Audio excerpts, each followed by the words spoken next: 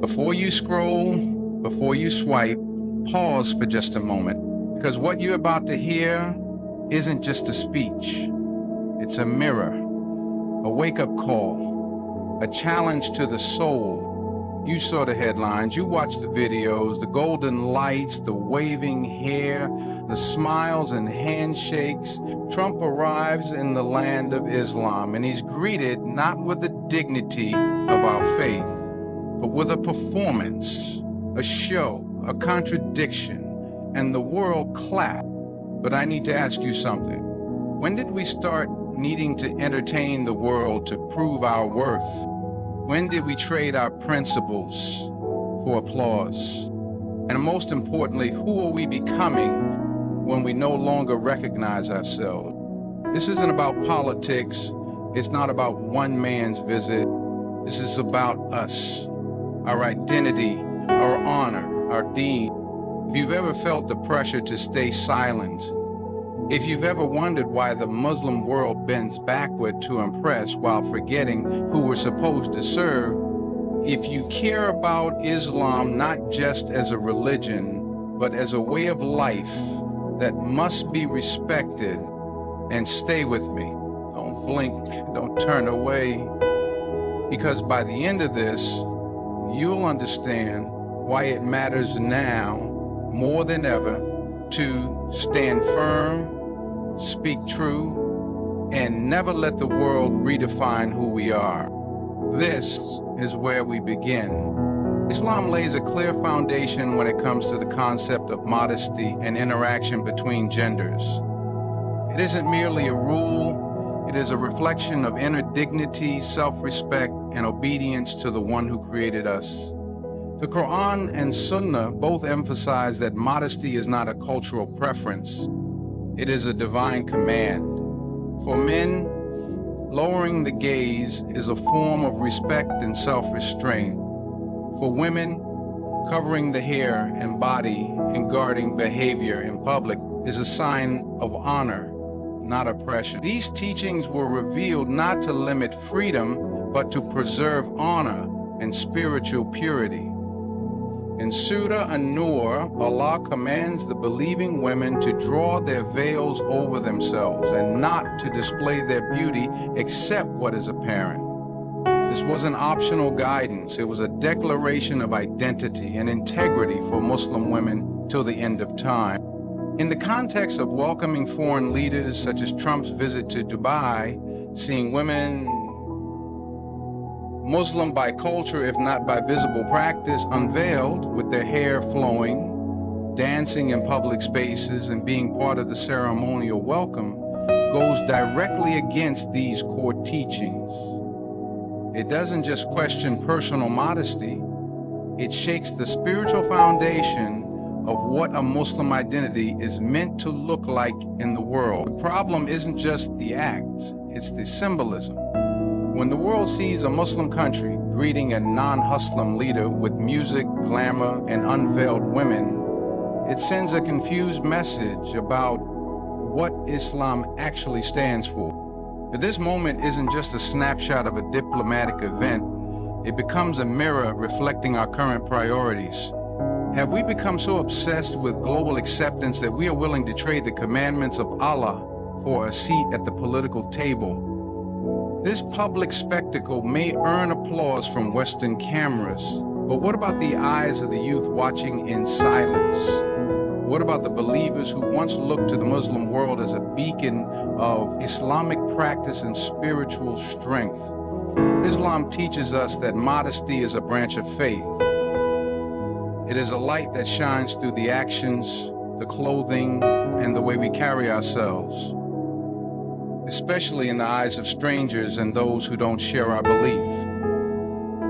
When we ignore that, we don't just forget our religion, we blur the lines of our identity in front of the entire world.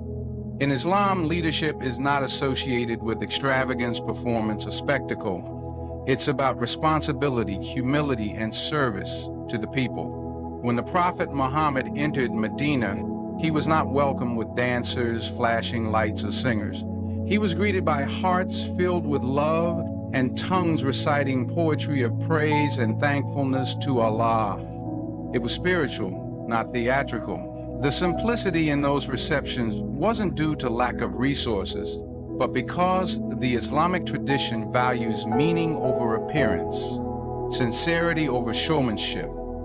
Contrast that with the modern-day welcome of political leaders like Donald Trump in places like Dubai, where stage lights shine, girls dressed in glamour dance with hair flowing freely, and the entire setting looks more like a fashion show than an Islamic environment. Such displays reflect more of Western political culture than Islamic heritage. In the West, politicians are often welcomed with music bands, parades, and performance art to display power, prosperity, and modernization. But in Islamic tradition, even the most powerful leaders bowed their heads in prayer before celebrating anything. Caliph Umar Ibn al-Khattab entered Jerusalem not with royal robes or dancers leading his procession, but in worn-out clothes and deep humility, riding a camel. The image sent a message. Islam honors the one who lowers himself before Allah, not the one who elevates himself before the world. When leaders today choose Western-styled receptions, especially in the presence of Western guests, it shows a subconscious shift. It's no longer about representing the Ummah, it's about impressing the West. Instead of welcoming someone with Quranic recitations, charity drives, or community gatherings that reflect Islamic values, they showcase entertainment, luxury, and modernity as a way to fit into the global narrative of progress. But in doing so, they forget that the true progress of a Muslim society is in its obedience to Allah, not in its similarity to non-Muslim traditions. What message does it send to the world when an Islamic country greets a man known for political controversies with a display of women dancing and clapping? It tells the world we are willing to shift our spiritual compass for temporary political attention. The symbolism is louder than the music. It screams that we're more concerned about human approval than divine command.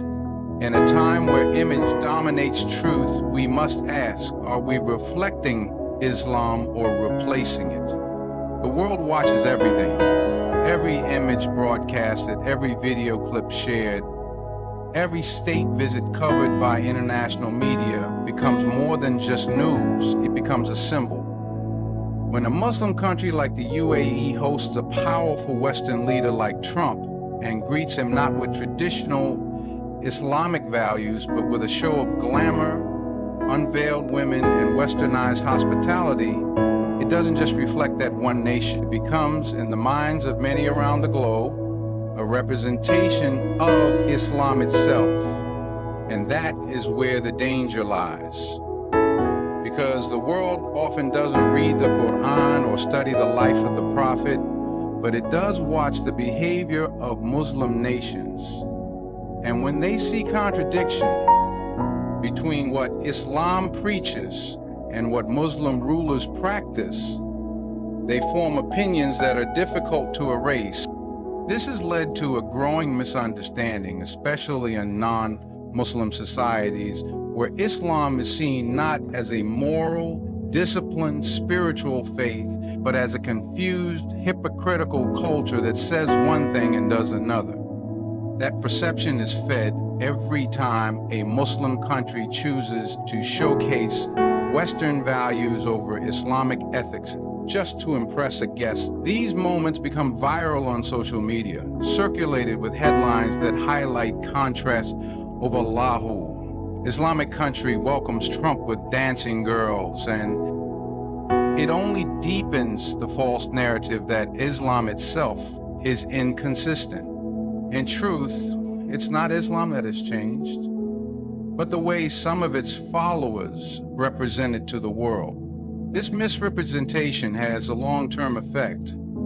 Young Muslims growing up in the West, already struggling with identity and acceptance, find themselves more confused than ever.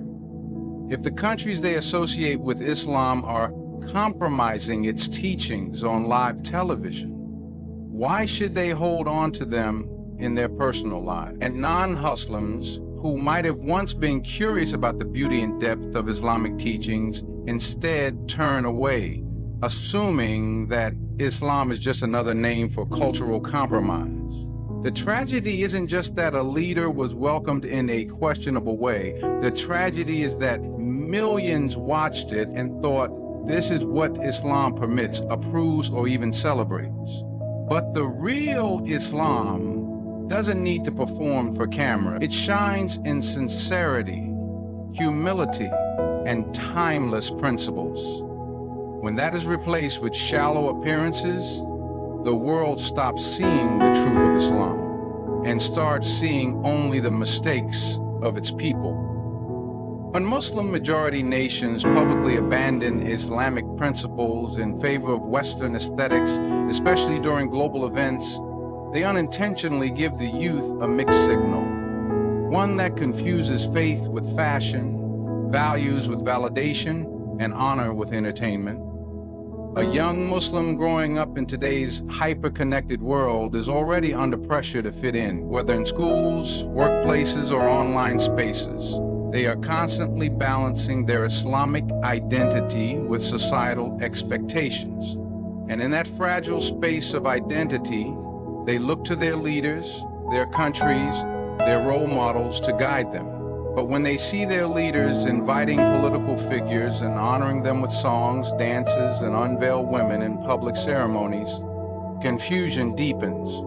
They ask themselves silently, if the ones in power don't uphold Islam in front of the world, why should I struggle to uphold it in private?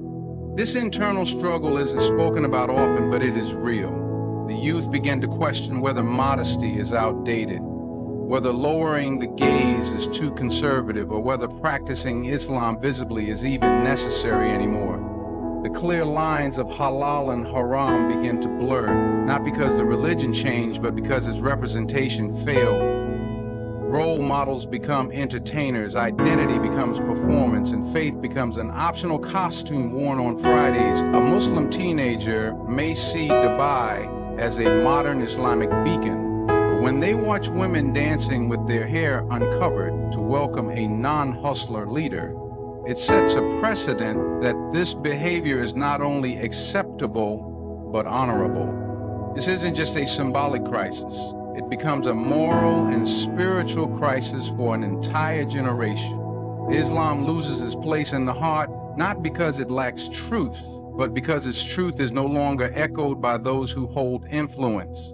And the youth, already bombarded by temptations and distractions, start to drift, slowly, quietly, but surely away from the values that once defined their ancestors. They are no longer ashamed to compromise because they saw compromise celebrated on international television. The seeds of doubt are planted not in the lecture halls, but in these carefully choreographed moments broadcasted across the world. And so the loss is not just diplomatic or religious, it's generational. When the youth no longer see the honor in Islamic principles, when faith is no longer modeled by those at the top, the entire foundation of a future Muslim society begins to crack. When leadership in the Muslim world prioritizes international image over Islamic integrity, it sends a message that reverberates far beyond the walls of any palace or political stage. It tells the world that Islam is negotiable, that its values can be adjusted when the guest is powerful enough, when the cameras are bright enough, and when the stakes are high enough. This isn't just about a handshake or a welcoming ceremony. It's about the spiritual consequences of showing that the teachings of the Quran and the Sunnah can be placed on hold for political convenience. When non-Muslim dignitaries are received with open arms and accompanied by un-Islamic gestures in full view of the media, it allows others, both Muslim and non-Muslim, to assume that these gestures are in line with our faith. The harm is subtle, but it's deep. It's not about one act. It's about the normalization of that act in the name of diplomacy. This normalization creates a dangerous shift in perception. When Islamic values are only upheld in private but not in public, they lose their weight. Public actions shape collective memory. They teach people what is acceptable, what is admirable, and what is respectable. And when those actions stray from Islam, even under the pretense of modern diplomacy, they begin to redefine what it means to be Muslim in the eyes of the world. The tragedy is that the world doesn't just see a country adjusting for a guest. They see Islam adjusting for the world. That becomes the new image, the new narrative, the new assumption. And once that assumption is made, it's very hard to undo. The West watches closely. Every detail is analyzed, from the dress code to the music choice to the gestures of honor. When Muslim countries blur the line between culture and religion, especially in front of global powers, it gives ammunition to those who already misunderstand Islam. They mock the faith as outdated while celebrating the spectacle of contradiction. They highlight the gap between scripture and state, between belief and behavior, and use it to discredit what Islam teaches about modesty, about honor, and about discipline. And while the leaders may return to their homes feeling proud of their diplomacy, the Ummah is left with the cost. A generation more confused, a world more misled, and a religion misrepresented once again on a global stage.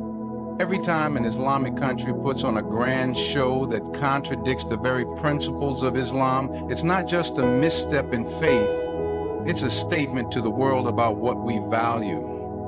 When a foreign leader arrives and is met not with humility or adherence to Islamic hospitality, but with performances that clash with the core values of modesty and respect, the image that gets captured and shared across the globe is one of contradiction. And while leaders may believe they're impressing the world with progressiveness and openness, what's really being showcased is a deep identity crisis.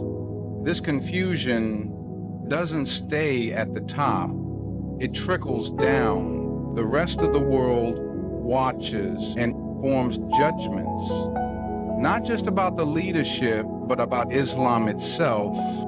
For non-publics looking in, these moments become their introduction to Islam. But what they see is not the Islam of the Quran or the Prophet Muhammad. They don't see the discipline, the purity, the spiritual strength. They see glitz, glamour, and compromise. They assume this is what Islam really looks like when it has power and wealth. They begin to confuse politics with faith, showmanship with spirituality, and diplomacy with religious doctrine. And that misunderstanding can spread faster than the truth, especially in a digital age, where a single video or photo can define the reputation of an entire faith. Islam becomes misrepresented not by its enemies, but by its own ambassadors, who forget the weight of what they carry. This misrepresentation isn't just external. It also confuses Muslims living outside the Muslim world, those in minority communities in the West, in secular environments, who already struggle to hold on to their identity. When they see Muslim countries abandoning clear teachings in front of the world, it weakens their case for practicing Islam openly. It makes them vulnerable to mockery, self-doubt, and cultural pressure. How do they explain hijab, gender boundaries, or modesty when even Islamic governments don't seem to honor them on the global stage? What strength do they have left to defend their values when their own nations blur the line between honoring a guest and dishonoring their faith? The final loss is not in headlines or social media backlash. It's in the erosion of the Muslim identity itself. Slowly, the Ummah forgets what it means to be distinct. What was once sacred becomes situational. What was once a red line becomes a flexible boundary. And in trying to impress the world, we risk losing the very essence of who we are. So here we are, standing at a crossroads between identity and image, between truth and display, between who we are and what the world wants us to pretend to be. We were never meant to chase applause. We were never commanded to dilute the message for the sake of acceptance. Islam has always been dignified, even in simplicity, powerful, even in silence, victorious, even when the numbers were small. But today, when our own leaders forget the weight of that legacy and choose optics over obedience, we don't just risk embarrassment, we risk misrepresenting the very deen that was revealed to elevate humanity. We must remember, no foreign handshake, no elegant welcome, no headline is worth trading our honor, because when we sell our principles for global approval, we don't just lose respect, we lose ourselves. To every listener, to every heart that still beats with the love of truth, may Allah give you the strength to stand tall in a world that rewards compromise. May your voice never tremble when it speaks truth, and may your soul always find peace in what is right, not what is popular. Thank you for staying till the end, for caring enough to reflect, and for being part of the Ummah that still believes Islam is not just something we practice, it's something we live. With pride, and stay strong, stay guided, and may Allah bless you always.